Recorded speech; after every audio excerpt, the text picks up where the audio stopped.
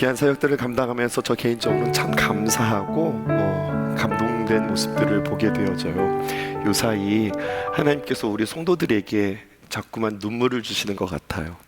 다음 세대 사역의 모습들을 봐도 우리 성도님들 눈물을 훔치시는 분들이 계시고, 또 군선교회의 모습들을 보시면서 또 눈물을 훔치시는 모습들이 있고, 무슨 뜻일까요?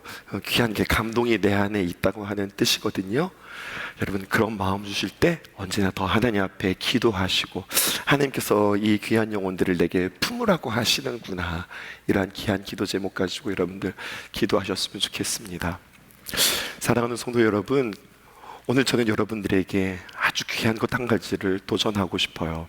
그것은 바로 평생 기도라고 하는 겁니다.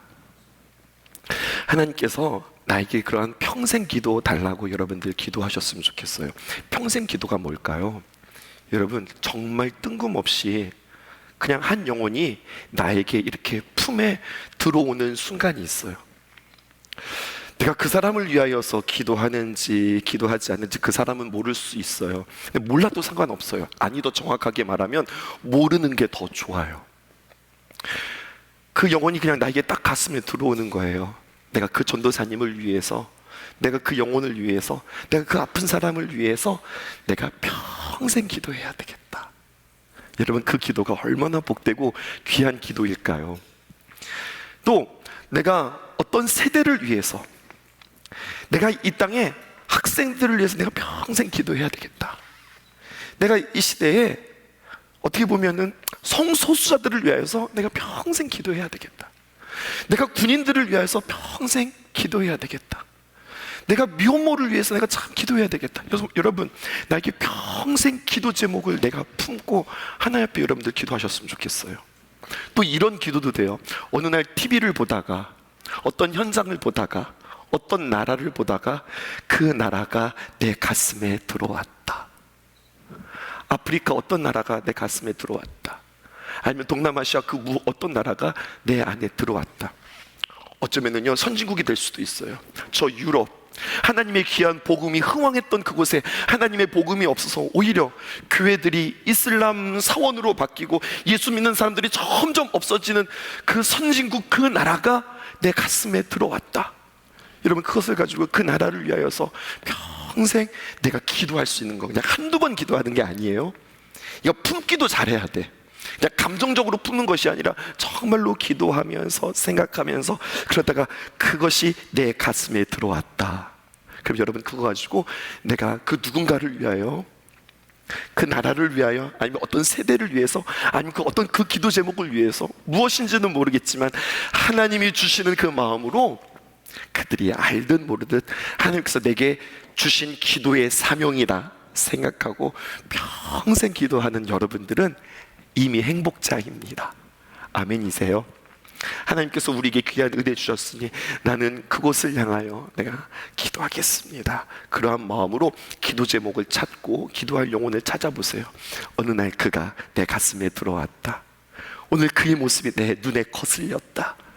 내가 그를 잊으려고 해도 자꾸만 그가 생각난다. 하나님께서 우리에게 주신 귀한 영혼인 줄 믿으시고 함께 기도할 수 있었으면 좋겠습니다. 그렇게 우리 성도들이 그렇게 점점 성장하고 성숙하고 하나님께서 찾으시고 또 기뻐하시는 귀한 예배자 되었으면 참 좋겠어요. 오늘 역대상 11장 만나게 되어집니다. 저는 오늘 이렇게 표현하고 싶어요. 역대상 11장은 드디어 다윗이 왕위에 오르는 대목입니다. 이렇게 표현하고 싶어요. 제가 지금 드디어라고 이렇게 표현을 했는데요, 사실은 이 다윗의 대관식, 오늘 다윗의 대관식이에요. 뭐 의리의리한 어떤 제국의 황제의 대관식과는 참 비교되어지는 그러한 대관식이지만, 여러분, 오늘의 이 11장의 대관식이 있기 위해서 역대기 1장부터 시작해서 10장까지를 좀 쭉 달려온 겁니다. 이게 무슨 말일까요? 역대기 1장 아담부터 시작해서 오늘 11장 다윗이 왕위에 오르는 동안에 하나님이 세우신 이 왕 다윗의 집에 하나님께서 먼저 10장에 사울을 등장시켰고요, 성경은 대조합니다. 사울 왕과 다윗 왕을 대조시켜요. 성경은 사람이 세운 왕, 사람의 욕심으로 사람이 세운 왕이 얼마나 부족하고 연약했는가, 이것을 10장에서 우리에게 이야기해주고 있고요. 그리고 바로 11장에서는 이 다윗의 등극이라고 하는 이 이야기를 통하여서 하나님께서 마음에 합하신 그 왕, 하나님께서 그를 어떻게 세우셨는가, 그리고 그가 왕이 되어지는 이야기가 오늘 우리에게 어떤 메시지로 다가오는가, 그리고 이것을 우리는 군선교까지도 함께 연결시켜 보겠습니다. 다윗이 드디어 왕이 되었다고 하는 말을 다른 말로 표현하면요, 드디어 하나님의 뜻이 하나님의 마음에 합한 사람 다윗을 통하여서 이루어지는 그 첫걸음이다, 이렇게 이야기할 수 있어요. 그런데요 여러분, 이 역대기의 특징이 있습니다. 역대상 11장 1절에서 3절에 보게 되어지면 이 왕이 어떻게 세워지는지 이 느낌을 한번 보세요. 1절은 제가, 2절은 여러분들이, 3절은 함께 읽겠습니다. 1절부터 읽겠습니다. 온 이스라엘이 헤브론에 모여 다윗을 보고 이르되 우리는 왕에 가까운 혈족이니라. 2절 시작. 전에 곧 사울이 왕이 되었을 때에도 이스라엘을 거느리고 출입하게 한 자가 왕이시었고 왕의 하나님 여호와께서도 왕에게 말씀하시기를 내가 내 백성 이스라엘의 목자가 되며 내 백성 이스라엘의 주권자가 되리라 하셨나이다. 3절 함께. 이에 이스라엘의 모든 장로가 헤브론에 있는 왕에게로 나아가니 헤브론에서 다윗이 그들과 여호와 앞에 언약을 맺음에 그들이 다윗에게 기름을 부어 이스라엘의 왕으로 삼으니 여호와께서 이스라엘을 통하여 전하신 말씀대로 되었더라. 지금 다윗이 왕이 되어지는 쭉 이야기들을 우리에게 펼쳐지고 있는데, 여러분, 왕이 되는 이 과정들이 그냥 무난해요. 어려움 없이, 문제 없이 그냥 쭉 그가 하나님의 귀한 계획 가운데 왕이 되어지는 것처럼 보여요. 근데 여러분, 실제 역사는 그렇지 않습니다.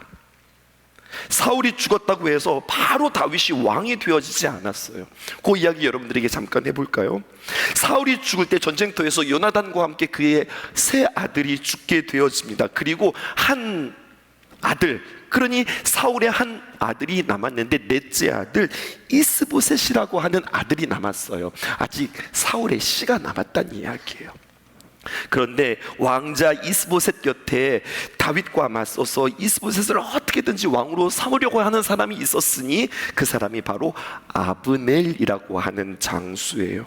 그리고 이 아브넬이 이 이스보셋을 앞세워서 사울의 혈통을 이끌어가고, 그래서 이 이스보셋을 지금 다윗이 왕이 되어야 하는데 계속해서 왕을 견제하도록 이스보셋을 왕으로 세워봅니다. 그 이야기 여러분들에게 자세히 볼게요. 사울이 길보아 전투에서 죽자 다윗은 유다 지파의 지지를 받아서 헤브론에서 왕이 되어지는데, 이렇게 표현해 볼까요? 반쪽짜리 왕이었어요. 12지파에게 다 지지를 받아서 왕이 되어야 되는데 그냥 딱 한 지파, 유다 지파의 지지를 받아 그가 헤브론에서 왕이 되어집니다. 그리고 군사령관 아브넬은 사울의 아들 이스보셋을 계속해서 앞세워서 당신이야말로 이 정통을 이어가는 이스라엘의 왕입니다. 11지파의 지지를 받아서 그를 계속해서 왕으로 앞세우고 있어요. 그러니까 이스라엘은요, 왕이 2명이 생긴 상황입니다. 다윗의 대표 장수가 있으니 여러분 이제 앞으로 계속 이 이야기를 듣게 되어질 거예요. 그게 바로 누구냐면 요압이라고 하는 장수입니다.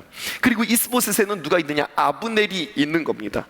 그래서요, 이 이스보셋의 대표 아브넬과 다윗의 대표 요압이 전쟁을 하게 되어지는데, 이때 아브넬이 다윗에게 항복하게 되어져요.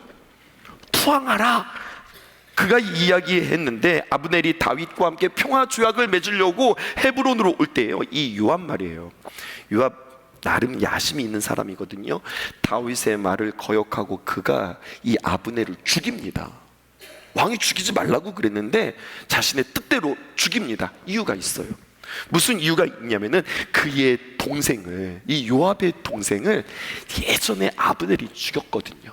복수한다, 이런 마음으로 죽이게 되어진 거예요. 사무엘하 3장 27절에 있는 말씀 보실까요? 그 이야기를 성경의 근거를 가르쳐 드릴게요. 요압이 그를 데리고, 누구를 데리고 가느냐? 아브넬을 데리고 성문 안으로 돌아가서, 지금 아브넬은 다윗에게 투항하면서 돌아오는 거거든요. 근데 어떻게 합니까? 그를 칼로 배를 찔러 죽이니, 오타입니다. 이는 자기의 동생 아사헬의 피로 말미암음이었더라. 그러니까 자신의 개인적인 욕심으로, 개인적인 복수심으로 그를 죽이게 되어지는 거예요. 다윗이 너무 슬퍼했어요. 너무 속상했어요. 그리고 요압의 행동을 꾸짖습니다. 그리고 아브네엘의 그 장례를요, 왕의 예우로 그를 장례를 치루어 줍니다. 이후 이스보셋의 왕권은 급격히 악화되다가 사무엘하 4장에 이르러 그가 암살당해 죽게 되어지는 이야기가 성경에 기록되어져 있어요. 자, 이제까지 다윗이 왕이 되어지기까지 잘 정리되었다고 할 수 있을까요? 어떻게 그가 왕이 되었습니까? 왕 노릇하던 이스보셋이 죽었어요. 그러니 이제 사울의 씨는 다 마른 겁니다. 그런데도요, 여러분, 여전히 이스라엘 백성들이 다윗에게 나오지 않는 겁니다. 그리고 여전히 무려 5년 동안 싸웁니다. 계속 싸우면서 크고 작은 전쟁이 있으면서 다윗과 사울 가문이 정리가 되어지지 않는 거예요. 그래서 7년 반 동안 다윗은 어디에 있는가? 헤브론에서 여전히 사울이 죽었고 그의 가문이 죽었음에도 불구하고 반쪽짜리 왕으로 있었단 말이에요. 유다 지파만 다윗을 왕으로 세워서 헤브론에서 왕이 되어서 7년 6개월 지내다가 나머지 이스보셋과 왕이 없는 채로 살았던 이스라엘 백성들이, 그러니까 사울이 죽었음에도 불구하고 그들은 다윗이 왕이다라고 인정하지 않은 상태로 계속 진행되어지다가 어디까지? 오늘 역대하 11장까지 진행되어지다가 쉽지 않은 시간, 굴곡의 시간들을 보내다가 드디어 오늘 이제 많은 이들에게 인정을 받고 왕이 되어지는 이야기가 성경에 기록되어져 있어요. 그런데 희한하다는 이야기예요. 제가 희한하다 말씀드리는 이유는, 여러분, 지금까지 있었던 이 굴곡이 있었고 아픔이 있었고 기다림이 있었고 참 고달팠던 이 인생들을 싹 지우고 그냥 무난하게 1절, 2절, 3절을 통하여서 그가 왕이 되어지는 이야기로 역대기사가는 이 역사를 기록하고 있다고 하는 거예요. 여러분, 이 의도가 있는 거예요. 모르는 이야기 아니거든요. 지금 역사를 재구성하는 게 아니라 백성들 다 알고 있어요. 그럼에도 불구하고 이 이야기들을 싹 빼는 이 메시지의 의도, 역대기사가의 이 의도는 무엇일까요? 이겁니다. 망각이, 때로는 우리의 과거의 망각이 하나님 앞에 은혜가 되어진다고 하는 메시지를 우리에게 주고 있어요. 정해 볼까요? 이런 겁니다. 때로는요, 지난 날들에 대하여서 상처가 되고 너무 아프고 억울하고 너무 분해서 이런 말 있잖아요. 내가 얼마나 잘해줬는데, 내가 얼마나 애썼는데, 내가 이리저리 뛰어다니면서 내가 얼마나 정말로 잘 챙겼는데, 근데 나한테 돌아오는 게 이거라고? 내가 그렇게 잘해주고 사랑했는데 뭐 앞에서는 잘하는 척하다가 뒤에서는 자기들끼리 수군거리고, 어떻게 나한테 그럴 수 있지? 배신감과 그리고 분함이 밀려오는 그 순간, 성경은 우리에게 이렇게 이야기해요. 때로는 모른 척하고 때로는 그 모든 것들이 잊혀질 정도로 하나님께서 내게 주신 은혜가 너무나도 크고 소중해서 그것들을 내가 잊을 수 있다. 그러면 그 사람은 복 있는 사람이다 라고 성경은 우리에게 이야기하는 거예요. 역대기의 기자는요, 지금 다윗이 왕이 되었다고 하는 이 사실이 참 감격스러운 겁니다. 이제 하나님께서 당신을 통하여서 하나님의 귀한 역사가 이루어지기 시작합니다. 이제 당신을 통해서 하나님의 귀한 영광을 받으실 때가 왔습니다. 하나님으로부터 영광을 돌리고 다윗을 통하여서 영광을 돌릴 그때가 도래하자 과거의 상처, 아픔, 분노 그 자리에서 구차하게, 사울은 죽었는데 이스보셋을 왕으로 세우고 요압은 자기 마음대로 가인 감정으로 복수하고 장로들은 나를 인정해 주지 않고 구구절절이 막 힘들고 억울했고 서운했던 그 모든 것들을 다 스태기는 것이 아니라 흘려보내고 하나님의 귀한 은혜로 지난 날 잊어버리고 나는 앞을 바라보면서 내게 주신 귀한 사명 감당하겠습니다 하면서 달려가는 오늘 다윗을 오늘 성경은 우리에게 이야기해요. 그러면서 역대기사가는 아주 중요한 메시지를 우리에게 던지고 있습니다. 이 말씀을 지금 누가 듣고 있다고요? 포로 가운데 돌아온 이스라엘 백성들이 듣고 있는 말씀인 거잖아요. 회복이 무엇입니까? 이것을 이야기하고 있어요. 다윗이 그가 왕이 되었고 하나님께서 그에게 그의 삶을 축복하고 응답하셨을 때 그가 회복되어지는데 어떻게 회복되었습니까? 과거를 잊고 미래를 꿈꾸며 미래의 소망을 품을 때에 진정한 회복과 진정한 부흥이 있습니다 라고 역대기사가는 우리에게 이야기하는 겁니다. 하나님께서 다윗의 고난, 다윗의 아픔, 다윗의 눈물을 다 지워버리고 오직 다윗을 통하여서 이제는 하나님께 영광 받으시겠다, 이것을 말하고 있는 거예요.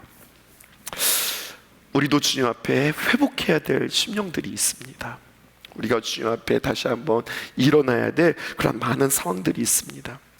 그런데요 여러분, 우리가 지나간 날들의 아픔과 상처로 인하여서 그 눈물이 너무나도 우리에게 선명해서 앞으로 다가올 하나님께서 우리에게 계획하실 놀라운 일들, 기대가 있는 것이 아니라, 그 기대와 그 소망이 나를 이끌어가는 게 아니라 너무 상처가 크고 너무나도 아픔이 많아서 여러분 계속해서 과거가 우리를 붙잡고 있는 거예요.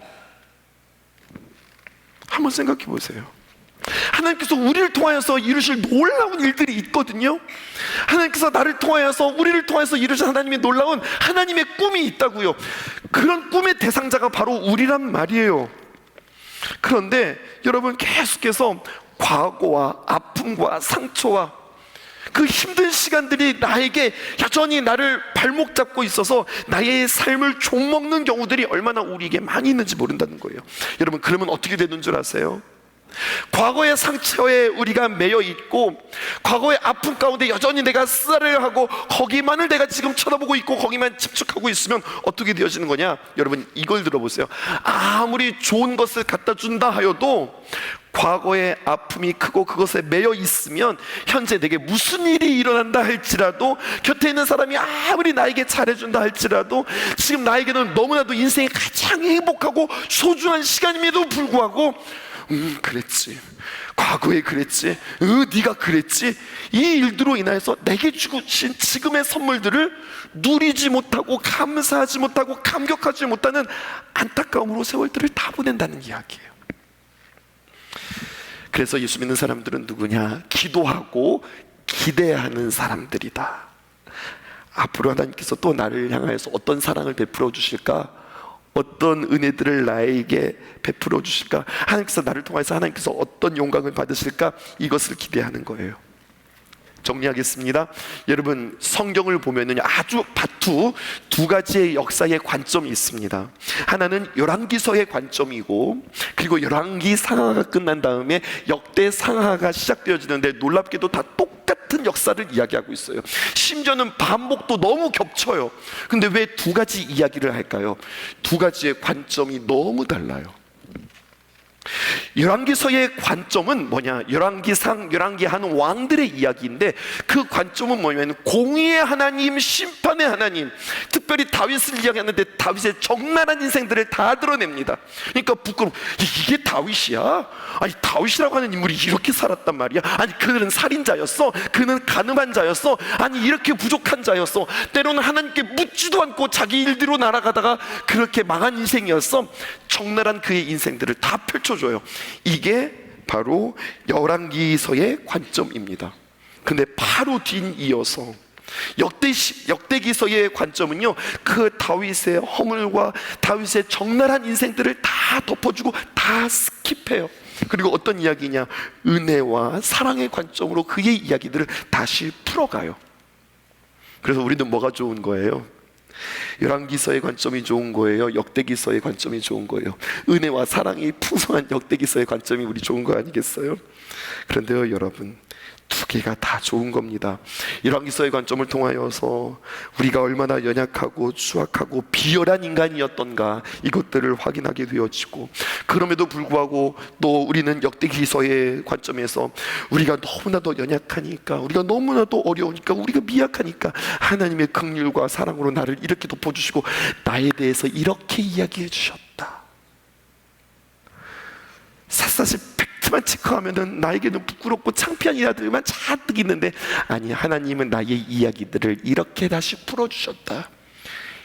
그런데 성경은 뭐라고 하냐? 회복은 적나라하게, 너 이랬잖아, 너 이런 인생이잖아, 너 이런 아픔이 있잖아, 내가 이런 일들을 했잖아, 이런 것이 회복을 이루어주는 게 아니라, 성경은 위로해주고 덮어주고 기대하는 것으로 회복의 시작이 있다라고 우리에게 이야기해주고 있어요. 우리가 오늘 열왕기 11장 1절, 2절, 3절을 읽을 때 다윗도 읽었단 말이에요. 조금 억울했을 거예요. 내가 왕이 이렇게 쉽게 된 게 아닌데 성경이 지금 나를 너무 쉽게 이야기해 주네. 내가 얼마나 많이 고생했는데 죽을 고비를 수십 번 넘겼고 도망 다녔고 사람이 살지 않는, 짐승이 살지 않는 곳에서 내가 동굴에서 삶을 살았고, 그런 이야기들이 다 스킵되었어요. 이스라엘 장로들이, 이스라엘의 사울을 따르던 사람들이 이스보셋을 붙여다가 무려 5년 동안 머물러 자기를 인정해주지 않았던 이야기, 7년 반 동안 마음고생했었던 이야기 하나도 없습니다. 그럼에도 불구하고 하나님이 자신을 왕으로 삼으셨다, 서운할 수 있는데 그를 그렇게 기록하지 않았다는 겁니다. 3절 보실까요? 한번 읽어보십시다. 3절입니다. 시작. 이에 모든 장로가 헤브론에 있는 왕에게로 나아가. 다시 한번 읽어보실까요? 이에 누가요? 이스라엘의 장로들, 인정하지 않았던 이스라엘 장로들입니다. 다시 한번 읽어보십시다. 시작. 이스라엘의 모든 장로가 헤브론에 있는 왕에게로 나아가니 헤브론에서 다윗이 그들과 여호와 앞에 언약을 맺음에 그들이 다윗에게 기름을 부어 이스라엘의 왕으로 삼으니 여호와께서 사무엘을 통하여 전하신 말씀대로 되었더라. 아멘입니다. 마지막 2절, 여호와께서 사무엘을 통하여 전하신 말씀, 이것을 다른 말로 표현하면 언약. 이 다윗에게 해주셨던 그 언약이 결국 이것이 성취되었다. 성경은 우리에게 이야기하고 있는 겁니다. 이게 오늘 역대기서의 가장 하이라이트, 가장 빛나는 대목입니다. 힘들고 난공불락의 태산 앞에서 참 지치고 힘들어서 앞이 보이지 않았는데 결국에는 하나님의 말씀대로 되었더라 라고 성경이 기록되어져 있어요. 그런데 주위에서 보실까요? 그가 왕이 되어지는데, 오늘 성경 우리가 유조님에서 보아야 될 것은 그들이 왕이 되어지면서 무엇을 하느냐? 언약해요. 다시 한번 언약을 맺습니다. 하나님께서 일하시는 아주 중요한 방식이에요. 하나님은요 언제나 행동하지 않으세요. 행동이 먼저 있지 않으세요. 꼭 기억하세요. 하나님은 언제나 우리에게 먼저 말씀하세요. 말씀하시고 일하시는 분이 하나님의 일하심의 방식입니다. 복을 주실 때도 우리에게 복을 말씀하시고 그 복을 이루어 주시고요, 복뿐만이 아니에요. 우리에게 심판도 하루아침에 우리에게 심판이 임하는 게 아니에요. 심판에 대해서 말씀해 주세요, 가르쳐 주세요, 경고하세요. 그리고 하나님께서 그 심판을 이루어 가세요. 하나님은 어떤 분이시냐? 언약하시는 분이다. 언제나 말씀하시는 분이시다. 그것이 복의 말씀이든 심판의 말씀이든 언제나 하나님의 말씀이 있다 라고 하는 거예요. 하나님께서 심판의 말씀을 새기고 그 말씀을 마음속에 비추고 겸비한 사람에게는 그 심판이 머물렀지 않고, 심판이 물러가고 머물지 않고 물러가며 그에게는 심판이 오히려 복이 되어지는 이야기들도 성경이 기록되어 있어요. 복의 말씀이 선포되었다, 그 말씀을 붙잡고 끝까지 버틴 사람은 그 말씀의 씨앗이 되어서 그 말씀이 성취되어지고 결국 그 말씀을 통해서 하나님께서 영광 받으신다, 이렇게 되어지는 거예요. 그렇기 때문에 이 원리를 알았던 다윗이 자신이 왕이 되어질 때 어떻게 되느냐? 아, 이제 내가 왕입니까? 여러분, 저를 인정해 주셨습니까? 감사합니다. 이제부터 제가 열심히 해볼랍니다. 이렇게 하지 않고 하나님의 방식 그대로 사용합니다. 어떻게 하느냐? 그들과 함께 언약을 맺습니다. 그런데 어떻게 하느냐? 나에게 기름을 부으라 말하는 거예요. 이 대목이 중요합니다. 다윗의 인생을 보았더니요, 다윗이 3번 기름 부음을 받습니다. 첫 번째는 언제나 여러분 잘 아는 이야기예요. 사무엘을 통하여서 하나님께서 그를 선택하셨을 때 하나님의 선지자 사무엘로부터 그가 기름 붓는 모습 여러분들 기억하시죠? 한 번 더 기름 부음을 받는데 언제냐? 여러분, 유다 땅 헤브론에서 그가 반쪽짜리 왕이 되어질 때 그때 기름 부음 받습니다. 그리고 마지막 기름 부음을 받는데 언제냐? 오늘 이 다윗이 이제는 헤브론의 왕이 아니라, 유다의 왕이 아니라 12지파의 왕이 되면서 그가 기름 부음을 받습니다. 질문했습니다. 아니, 기름 부음 받는 거 목사 안수 그냥 한 번이면 되지, 뭐 한 번, 두 번, 세 번, 아니 몇 번이다 받는 거야? 장로 안수 한 번만 받으면 되지 뭐 몇 번이다 받는 거야? 그런 개념으로 본다면 다윗, 하나님이 기름 부어 주셨으면 됐지, 하나님께서 왕 세워주신다고 처음부터 이야기했는데 뭐 2번 받고 3번 받고 이게 도대체 뭐냐, 이런 생각이 들었어요. 그런데 여러분, 이것을 통해서 하나님께서는 우리의 성도의 삶을 우리에게 말씀해 주고 있는 겁니다. 장로들로부터 기름 부음 받았다. 하나님의 사람으로 거룩하게 구별된 나, 하나님 앞에서 그렇게 인정받았으면 되는 거예요. 하지만 하나님의 귀한 사람들이 귀한 사역들을 감당할 때에 언제나 사람들로부터 인정받고 그들로부터 기름 부음 받았다. 무슨 말입니까? 칭찬하고 격려하며 우리가 당신을 인정합니다. 그 기름 부음을 받을 때에 여러분들, 하나님의 귀한 사역들이 아름답게 흘러간다. 저는 이 말씀을 이렇게 적용하고 싶었어요. 사람으로부터 기름 받는다, 내가 사람한테 인정받아, 이것이 아니라 귀한 사역들을 감당할 때 말입니다, 인정받고 격려받고 칭찬받는 것, 여러분, 이것이 하나님의 귀한 사역이 있어서 얼마나 큰 힘이 되어지는가. 오늘 성경은 우리에게 이것을 이야기하고 있어요. 거꾸로도 적응해 보셔야 돼요. 여러분, 이 다윗이 많은 이들로부터 격려와 사랑을 받아서 그가 왕이 되어지고 그 일들을 잘 감당함과 동시에 우리도 마찬가지예요.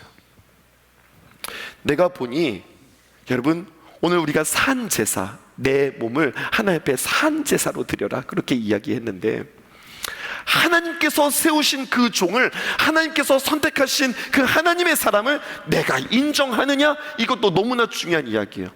내가 볼 때는 아닌 것 같은데, 야, 저거 하나님 일 감당하겠어? 뭐 이런 거죠. 제대로 하기나 하겠어? 야, 앞길이 깜깜한데 안 될 것 같은데. 하나님이 세우셨고 하나님께서 부르셨고 하나님께서 계획하시는데 감히 내가 안 될 것 같은데, 어려울 것 같은데, 저것을 통해서 무슨 일이 일어나겠어라고 감히 내가 판단하는 것은 아니냐. 우리가 이렇게 생각해 볼 필요도 있는 겁니다. 사랑하는 성도 여러분, 사람은요, 밥만 먹고 살아가지 않아요. 물만 마시고 살아가지 않는다고요. 사람은 칭찬과 격려와 인정을 통하여서 살아가게 되어진 겁니다. 응원 먹고 살아가는 거예요. 여러분, 그게 사람입니다. 원리를 가르쳐 드릴까요? 우리는 누구의 형상에 따라서 지음 받았어요? 하나님의 형상에 따라서 우리가 지음 받았어요. 우리가 하나님은 아니지만 하나님의 형상이 그대로 우리에게 있어요. 근데 하나님께서 자신의 존재 목적을 뭐라고 이야기한 줄 아세요? 이사야서 43장 21절을 통해서 하나님께서 천명하신 바 뭐라고 이야기하냐, 하나님께서 세상을 창조하시고 하나님은 찬양받기에 합당하신 분이고 하나님의 존재 이유는 찬양받기 위함이시다 라고 우리에게 말씀해 주셨어요. 그러면 사람도 마찬가지예요. 하나님의 형상을 빚음받은 우리도 마찬가지입니다. 사람을 찬양하는 것은 아니지만 사람의 존재 이유도 어디에서 있느냐, 누군가 나에게 박수 쳐주고 응원해주고 챙겨주고 밥 사주고 그리고 잘한다 잘한다 해주는 것, 그 한마디가 우리에게 얼마나 큰 힘이 되느냐라는 이야기예요. 오늘 본문에서 말이에요, 드디어 다윗이 왕이 되었습니다 이렇게 이야기하지 않아요. 그를 외면했던 그들이 그에게 와서 하는 이야기들을 다시 한번 들어보세요. 제 이야기를 여러분들 기억하시고 오늘 본문을 다시 한번 보세요. 1절입니다. 온 이스라엘이 헤브론으로 모여서 다윗을 보고 이르되 우리는 왕에 가까운 혈족이니이다. 왕이요, 기억하십시오. 우리가 남이가 이겁니다. 하나님께서 우리 모두를 다 한 형제 삼은 우리는 한 혈족입니다. 다윗에게 그렇게 이야기하는 거예요. 두 번째 보세요. 전에 곧 사울이 왕이 되었을 때에 이스라엘을 거느리고 출입한 자가 왕이셨고 왕의 하나님 여호와께서도 왕에게 뭐라고 말씀하셨습니까? 하반절 보실까요? 이렇게 이야기합니다. 내가 내 백성 이스라엘의 목자가 되며 내 백성 이스라엘의 주권자가 되리라. 하나님께서 언약하셨던 말씀이 있습니다. 우리 그거 기억하고 있습니다. 왕이여, 당신은 바로 이런 분입니다. 다윗이 모르는 것을 그들이 와가지고 막 가르쳐 주는 거 아니에요. 다윗은 평생 이 말씀 붙잡고 살았던 사람이라고요. 근데 지금 이 이야기를 누구에게 들어요? 인정하지 않고 외면하지 않고 지질이 왕을 세우려고 하지 않았던 그들이 어떻게 보면, 야, 이제는 내가 좀 실세고 내가 뭔가 기득권을 잡아보니 그냥 내 밑에 살살 기면서 나한테 아부하는 거야? 이렇게 해석할 수도 있지만 다윗은 그렇게 해석하지 않는다고요. 그들의 칭찬과 그들의 격려를 그냥 순수하게 받아들인단 말이에요. 그러면서 3절 뭐라고 이야기하냐? 이렇게 이야기합니다. 이에 이스라엘의 모든 장로가 헤브론에 있는 왕에게로 나아가니, 헤브론에서 다윗이 그들과 여호와 앞에 언약을 맺음에 다시 한번 하나님께서 우리를 기억하시고 우리에게 복 주신 하나님의 거룩한 나라로 우리를 세웠음을 우리는 잊지 말라. 하나님께서 부족한 나를 통하여서 이 땅을 다스리는 왕으로 세운 것을 너희는 잊지 말라. 다시 한번 언약하면서 하반절입니다. 이렇게 되었습니다. 그들이 다윗에게 기름을 부어, 됐다, 이미 하나님께서 나에게 기름 부었다, 이것이 아니라 다시 한번 그들로 하여금 기름 부음을 받으며 위로받으며 칭찬받으며 인정받으며 이스라엘의 왕으로 삼으니 여호와께서 사무엘을 통하여서 전하신 말씀대로 되었다. 이렇게 그가 왕이 되어집니다. 대통령 된 거예요. 왕이 된 겁니다. 그리고 제일 먼저 무엇을 했을까요? 그리고 4절부터 진행되어지는 이야기가 바로 무엇이냐면 4절부터 9절, 우리가 읽지는 않겠지만 그가 일단 왕이 되어진 뒤에 제일 먼저 하는 것은 무엇이냐? 땅을 차지하는 것이었는데 그게 어느 땅이냐? 예루살렘을 차지합니다. 예루살렘, 그리고 그 예루살렘 성을 차지하고 그 성의 이름을 사람들이 다윗성이라 불러주었어요. 예루살렘을 그가 정복한 이유가 있습니다. 그것은 바로 무엇이냐? 예배의 초소, 하나님과 교제의 자리를 확보하는 겁니다. 사울 왕 때까지 예루살렘이 있었는데요, 이 예루살렘이 그 위치상 지금도 이스라엘에 가보면 정말로 난공불락의 요새입니다.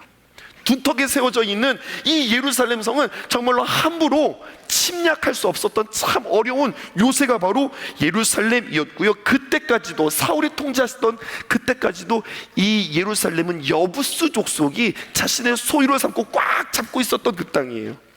최고의 요지였습니다. 요새 중에 요새였어요. 아무도 못 번겨요. 이것을 다윗이 애써 힘써서 차지하고 그 성을 다윗성이라고 이름을 바꾸고 그 산을 시온성이라고 하는 그곳에 이제 다윗에 이어 솔로몬은 꿈을 꿉니다. 무엇을 하느냐? 다윗은 꿈을 꾸는데 무엇을 꿈꾸냐면 이곳을 통해서 내가 제일 먼저 확보하는 것, 하나님과 함께 예배하는 성전, 그 교제의 자리를 확보한다. 그러니까 다윗이 정확했어요. 제일 먼저 뭐 했다고요? 인구가 몇 명이냐, 무기가 몇 개냐, 군대가 얼마냐, 우리의 땅이 얼마냐, 곡식의 창고가 얼마나 있냐, 이거 계산하지 않고 하나님과 교제하는 예배 자리를 확보하고, 그래서 사람들은 그 예루살렘을 다윗성이라 불렀다라고 이야기하죠. 그리고 그 모든 과정에 대하여서 마지막 구절 이렇게 이야기합니다. 함께 구절만 읽고 마치실까요? 시작. 만군의 여호와께서 함께 하시니 다윗이 점점 강성하여졌더라. 회복의 이야기가 오늘 성경에 기록되어져 있습니다. 마찬가지입니다. 여러분, 하나님께서 우리에게 큰 꿈, 큰 비전들을 우리에게 주실 때에 과연 우리가, 이런 생각을 하는 겁니다. 과연 우리가 연합하는 일들에 우리가 쓰임 받을 수 있을까? 과연 우리가 학교 기도 불시 운동의 귀한 사명들을 감당할 수 있을까? 이제는 또 해외 선교를 떠나서 이제 군 선교까지 한다고, 여러 가지 많은 사역들이 우리에게 있을 때, 아니 우리 교회만 지금 잘하면 됐지 뭘 춘천을 섬긴다고 해서 또 선교 대회를 하고 또 우리 춘천에 있는 사람들 다 모아서 집회한다고 할까? 계속 사역의 사역들이 계속해서 우리에게 끊어지지 않지만, 여러분 지치지 않고 하나님의 귀한 마음들이 우리 안에 부어질 때에, 하나님의 언약의 말씀을 우리가 붙잡을 때에, 그리고 서로가 서로를 향해서 격려하고 칭찬하고 우리 할 수 있습니다, 하나님께서 우리를 통해서 귀한 일들을 이루실 겁니다 라고 하는 고백들이 끊어지지 않는 이상 하나님께서는 우리를 통해서 놀라운 계획들을 이루실 것이라고 오늘 주님께서 우리를 말씀해 주세요.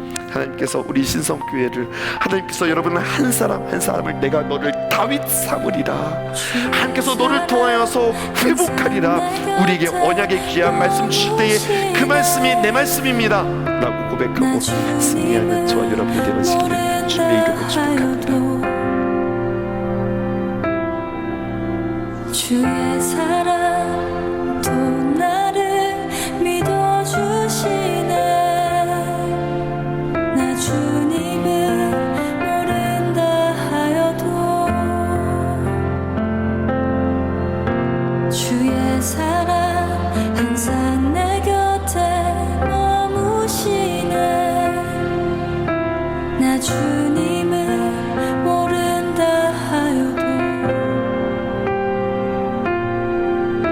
주의 사랑 또 나를 믿어주시네. 나 주님을 모른다 하여도 고백합니다. 주를 사랑합니다. 온 마음 다하여 주를 사랑합니다. 엎드립니다. 주를 경배합니다. 신실한 그 사랑으로 나를 채워주소서.